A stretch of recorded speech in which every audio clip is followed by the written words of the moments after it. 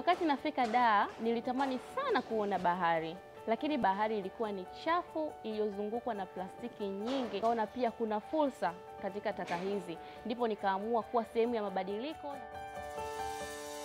Habari, kwa majina naitwa Elena Silas, mwanzilishi na mkurugenzi wa Arena Recycling. Karibu sana.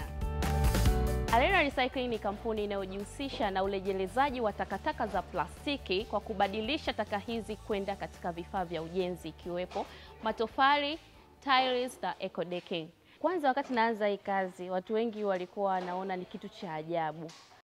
Kwa hiyo nakumbuka rafiki yangu mmoja aliniuliza, yani Helen, umeamua kwenda kuokota makopo sasa hivi?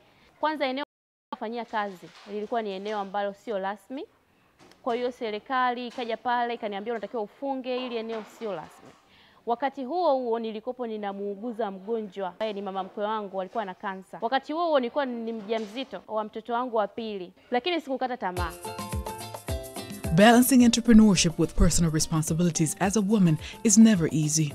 And for Helen, the journey has been even more demanding. But she is overcoming these challenges. Arena Recycling received funding and support from UNDP's Funguo Innovation Program, supported by the European Union and the UK government, gaining access to financial investment, mentorship, and business development support. The company is growing, tackling plastic waste, and driving sustainable environmental solutions for a cleaner Tanzania. Malighafi zetu tunazikusanya katika maeneo ya mazingira pamoja na maeneo ya fukwe za bahari ambazo ni takataka za plastiki. Zinafika katika eneo letu hili ambapo ni kiwanda chetu, tunazifanyia sorting, ambapo katika process nzima ya sorting tumeweza kuajiri wanawake zaidi ya 70%. Hili maana nilikuwa tangu mwanzo hapo nilikuwa nyumbani, ni mama wa nyumbani. Nilipoingia hapa namshukuru Mungu mwanangu anaenda shule na mahitaji madogo madogo pia kupitia kazi hii. Fursa ni nyingi sana kwenye sekta ya waste management ya sasa kwa wanawake. Takataka zozote zile ambazo tunazizalisha, ndani yake kuna fursa. Arena Recycling is growing. Tunajenga kiwanda kikubwa sana Kibaha ambalo kina 1.5 eka.